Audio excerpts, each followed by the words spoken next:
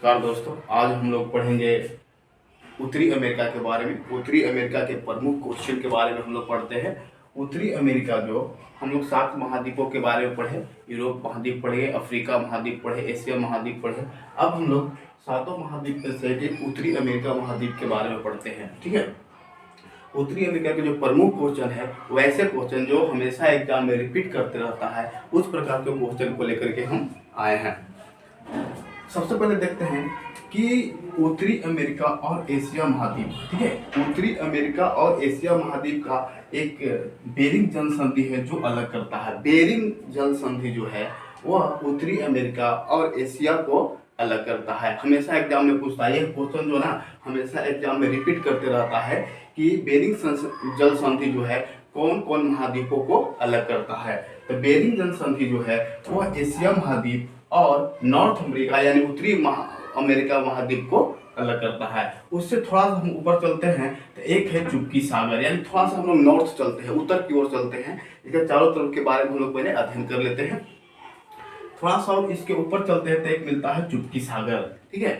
यह हमारा एशिया महाद्वीप और नॉर्थ महाद्वीप के ऊपरी हिस्सा पे बसा हुआ है। यह चुप्पी सागर है, इसको चुप्पी जल संधि के नाम से भी जाना जाता है। अगर पूछेगा चुप्पी जल संधि कौन सा सागर का है तो उसका नाम ही है चुप्पी सागर। ठीक है। तो उसके ऊपर चलते हैं हम लोग तब मिलता है अंटार्कटिक महासागर। कौन सा? आर्कटिक महासागर।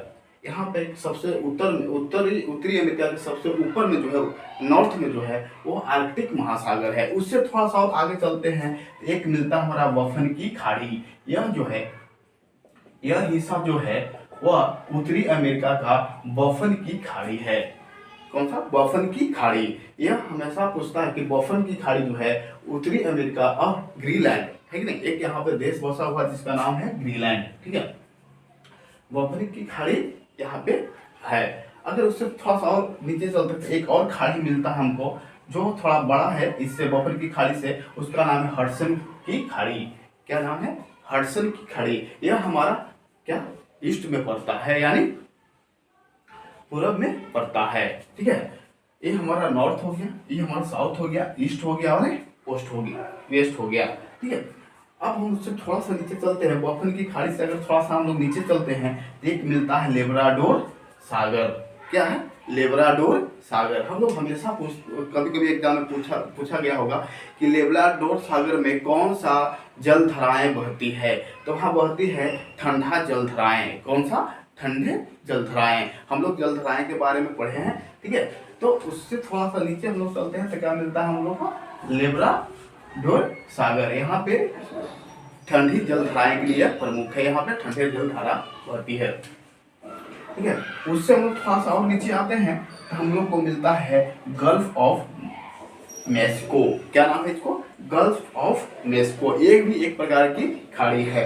और उसका थोड़ा सा और नीचे चलते हैं, मिलता है हमको कैरेबियन सागर। कैरेबियन सागर जो है वह उत्तरी अमेरिका का है कि नहीं, उत्तर और ईस्ट का क्या है, नॉर्थ साउथ और ईस्ट का बीच में यह सागर है। ठीक है। जो हमेशा एग्जाम में पूछा करता है कैरेबियन सागर के बारे में, है नहीं। उससे थोड़ा सा एकदम साउथ में चलते हैं, नीचे चलते हैं, एक मिलता है पनामा देश। कौन सा देश? पनामा देश मिलता है, जो पनामा जल संधि के नाम से जाना जाता है। यह पनामा देश और उत्तरी अमेरिका का क्या करता है? अलग करता है। ठीक है। इसको पनामा जल संधि के नाम से भी जाना जाता है। उससे हम लोग अगर थोड़ा सा और इधर आते हैं साउथ और वेस्ट की ओर, तब हम लोग को मिलता है गल्फ ऑफ कैलिफोर्निया। ठीक है। यहाँ पे एक जगह है जो गल्फ ऑफ कैलिफोर्निया। अगर इससे हम लोग थोड़ा सा और पूरा वेस्ट चलते हैं तब मिलता है हमारा उत्तरी प्रशांत महासागर। यहाँ पे नॉर्थ अफ्रीका का सबसे जो वेस्ट में जो है वह हमारा उत्तरी प्रशांत महासागर पाया जाता है। ठीक है। अब हम लोग पढ़ते हैं कि उत्तरी अमेरिका जो है वह हमारा 49 यानी 49वें समांतर रेखा पर स्थित है। कौन पे स्थित है?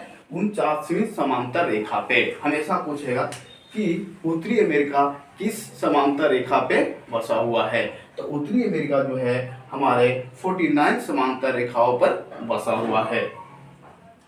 हम लोग उसमें देखते हैं कि 49 यानी 49वें समांतर रेखा से ऊपर वाले हिस्सा को कनाडा बोलते हैं। ठीक है, कनाडा यह एक देश है जिसका राजधानी ओटावा है। ठीक है, कनाडा का राजधानी कहाँ है? ओटावा। हमेशा एग्जाम में पूछा करता है। और नीचे वाला है यूएसए, यह जो हिस्सा हुआ यूएसए की राजधानी है वाशिंगटन डीसी। यह हमेशा एग्जाम में पूछा करता है। हम लोग को हमेशा याद रखना है कि समांतर रेखा जो है वह दोनों देशों को बीच का क्या करता है? डिवाइड करता है। और एक और याद रखना है कि यूएसए से ही कनाडा अलग हुआ है। ठीक है, तो ये जो क्षेत्र है हमारा कनाडा वाला क्षेत्र है कि नहीं, तो कनाडा वाला जो जितने क्षेत्र हैं यह ज़्यादा यहाँ पे ठंड होने के कारण हमेशा यहाँ पे बर्फ से ढका हुआ रहता है। अब कनाडा एक ऐसा देश है जो सबसे ज़्यादा समुद्री तट रेखाओं से सटा हुआ है। अगर पूछेगा कि विश्व में सबसे ज़्यादा कौन सा देश ऐसा है जो समुद्रों से सटा हुआ है, तो सबसे ज़्यादा अगर पूछता है तो वह है कनाडा। इसके चारों तरफ जो है ना महासागर और समुद्रों से सटा हुआ है। यह सबसे ज्यादा समुद्र को टच करने वाला देश है। ठीक है, तो यह ठंडा होने के कारण यहाँ के जो जलभूमियां हैं है कि नहीं, वह हमेशा बर्फ से ढके हुए रहते हैं। और यह है यूएसए। तो यूएसए और कनाडा के बीच में कोई टेढ़ा टेढ़ी रेखाएं नहीं बांटा गया है। जैसे भारत और पाकिस्तान के बीच में जब हमारा अलग हुआ तो देखेंगे कि भारत ऐसे ऐसे टेढ़ इधर पाकिस्तान इधर भारत फिर नेपाल ऐसे हो गया है, लेकिन यहाँ पे नहीं है। यह जब अलग हो रहा था तो सीधे अपना लाइन को क्या कर दिया है? डिवाइड कर दिया है। इधर कनाडा इधर यूएसए। ठीक है, यूएसए में अब यहाँ पे 3 गो क्या है 1 2 3 4 5 क्या है झीलें हैं। 5 झीलें हैं। अगर हम लोग पढ़ते हैं कि यह जो झील है सभी झील यह हमारा 49वें समांतर रेखा के बीच पड़ने के कारण यह यूएसए और कनाडा दोनों में आते हैं। अब हम लोग पढ़ते हैं यहाँ पे 3 झील हैं। ठीक है, एक झील का नाम इसका नाम जो है सुपरियल झील है। कौन सा झील है? यह सुपरियल झील है। यह कनाडा और यूएसए में दोनों में पाया जाता है और यह ताजे पानी के लिए जाना जाता है। अगर पूछेगा विश्व में सबसे मीठा पानी और ताजा पानी किस महासागर किस झील का है, तो वह है सुपरियल झील का। ठीक है, उसके थोड़ा सा और ऊपर चलते हैं तो एक और झील मिलता है जिसका नाम है मेसिगन झील। जिसका नाम क्या है? मेसिगन झील। यह हमेशा एग्जाम में पूछा करता है कि सबसे ताजा पानी का झील कौन सा है, तो सुपरियल झील है। अगर उससे थोड़ा सा ऊपर चलते तो मेसिगन झील है। थोड़ा सा और ऊपर एक चलते हैं तो एक और झील हम लोग को मिलता है, उसका नाम है हुरोन झील। इसका नाम क्या है? हुरोन झील। यह जो झील है, अब उसके थोड़ा सा और नीचे चलते हैं तो 2 और झील मिलते हैं। एक का नाम है ईरी झील और ऊपर वाला का नाम है एंटोरियो झील। ठीक है, अब हम लोग पढ़ते हैं कि इसका मीठा पानी होने का कारण क्या है, कि सुपरियल झील का इतना मीठा पानी होता क्यों है और किस लिए होता है। तो जब हम लोग देखते हैं कि जब इधर की जो पहाड़ियां हैं कनाडा का, वहाँ जब बर्फ से ढकता है तो जब बर्फ पिघल करके थोड़ी थोड़ी पानी के रूप में आती है तो वह हमारा सुपरियल झील में चली जाती है। तो सुपरियल झील जो है यहाँ पे डायरेक्ट बर्फ वाला पानी आकर सुपरियल झील में गिरता है तो एकदम स्वच्छ और ताज़ा पानी होती है। इसी कारण इसका पानी जो है मीठा और ताज़ा लगता है। लेकिन अगर पूछेगा कि सबसे गंदा पानी किस झील का है, वो है ओंटारियो झील का। ओंटारियो झील जो है वह सबसे, इसमें देखिए क्या होता है, सुपरियल झील में से पानी जो है वो अपना मेसिगन झील में जाता है, मेसिगन झील से जाता है यूरेनियन झील में, यूरेनियन झील से जाता है ईरी झील में, ईरी झील से जाता है ओंटारियो झील में। जब इतना दूर इतना सारे झील में जब बढ़ते बढ़ते जब ओंटारियो झील में जाता है तो यहाँ पे पानी क्या हो जाती है? पोल्यूटेड हो जाती है। और पोल्यूटेड हो जाने के कारण यहाँ जो है यहाँ की पानी जो है ना वह अशुद्ध हो जाती है। यह हमारा रहा प्रमुख क्वेश्चन के बारे में। अब हम लोग इसके सबसे बड़े देश, सबसे छोटे देश और यहाँ की सबसे ऊंची पर्वत और यहाँ की सबसे लंबी नदियों के बारे में हम लोग अध्ययन करते हैं। वो क्वेश्चनों के बारे में पढ़ेंगे जो हमेशा एग्जाम में पूछा करता है कि उत्तरी अमेरिका का जो इसका जो प्रमुख क्वेश्चन है, यहाँ की सबसे लंबी नदी, यहाँ की सबसे बड़ी देश, यहाँ की सबसे छोटी देश है कि नहीं, उसके बारे में हम लोग अध्ययन करते हैं। तो यहाँ हम लोग सबसे पहले पढ़ते हैं कि नॉर्थ अमेरिका जो है ना और नॉर्थ अमेरिका महाद्वीप का खोज किसने किया था? तो नॉर्थ अमेरिका महाद्वीप का खोज जो था वह कोलंबस ने किया था। किसने? कोलंबस ने किया था। कब किया था? कोलंबस ने इसको 1492 ईस्वी में खोज किया था। ठीक है, नॉर्थ अमेरिका का खोज किसने किया? कोलंबस ने किया था। कितना? 1492 ईस्वी में।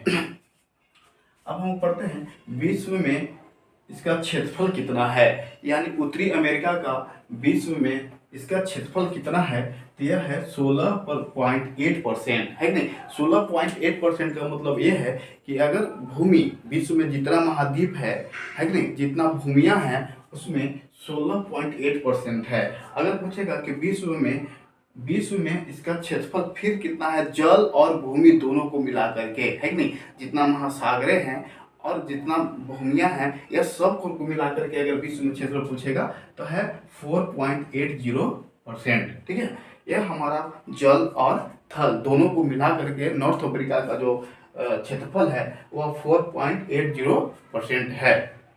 ठीक है, अब हम इसको एरिया के बारे में पढ़ते हैं। तो नॉर्थ अमेरिका जो है कि नहीं, वह तीसरा सबसे बड़ा क्या है? महाद्वीप है। इसका एरिया तीसरा सबसे, अगर पॉपुलेशन में पूछते हैं कि इसका जनसंख्या जो है वह पूरे महाद्वीप का कितना है, तो पूरे महाद्वीप का यह चौथा सबसे बड़ा जनसंख्या वाला महाद्वीप है कि नहीं? जब उत्तरी अमेरिका जो है वह चौथा सबसे बड़ा है कि नहीं पॉपुलेशन वाला महाद्वीप है। पहला कौन है? पहला एशिया है, क्योंकि एशिया में जो पॉपुलेशन है वह बहुत ज़्यादा है, क्योंकि यहाँ पे दो ऐसे कंट्री है जैसे इंडिया एंड चाइना जो पॉपुलेशन सबसे अधिक रखता है। इसी कारण एशिया में जो है ना वह सबसे ज़्यादा जनसंख्या है, और यह नॉर्थ अमेरिका जो है यह चौथा सबसे ज़्यादा जनसंख्या वाला महाद्वीप है। अब पढ़ते हैं इसका सबसे बड़ा देश है नहीं, तो नॉर्थ अमेरिका का सबसे बड़ा देश जो है वो है कनाडा। नॉर्थ अमेरिका का सबसे बड़ा देश कौन सा है? कनाडा है कि नहीं? इसका देखिए यहाँ जो क्षेत्रफल, इसका जो पूरा क्षेत्र जो है कनाडा का वह बर्फ से ढका हुआ रहता है, इसी कारण यहाँ पॉपुलेशन कम है लेकिन क्षेत्रफल ज़्यादा है, और यह सबसे बड़ा देश भी माना जाता है। और यह जो है कनाडा जो है वह पूरे समुद्र, पूरे महासागर में सबसे ज़्यादा टच करने वाला देश है। अगर पूछेगा कि सबसे तट रखिए वाला देश, तट से सटने वाला देश कौन सा है, तो वह है कनाडा, है कि नहीं? अब हम पढ़ते हैं सबसे ऊंची पर्वत। तो उत्तरी अमेरिका का सबसे ऊंची पर्वत है माउंट मैकिले, है कि नहीं? माउंट मैकिले जो है वह उत्तरी अमेरिका का सबसे बड़ा पर्वत है। इसकी लंबाई जो है 6194 मीटर है कि नहीं? कितना है? 6194 मीटर, है कि नहीं? इसकी ऊंचाई जो है वह 6194 मीटर है। यह नॉर्थ अमेरिका का सबसे बड़ा पर्वत है।